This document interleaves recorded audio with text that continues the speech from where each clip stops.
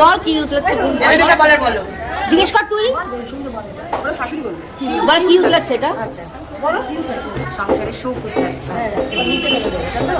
ধরে না কি খেলাটা উঠে যাবে, উঠে পড়ে যাবে। আর তো যায় না তোরা দাঁড়িয়ে।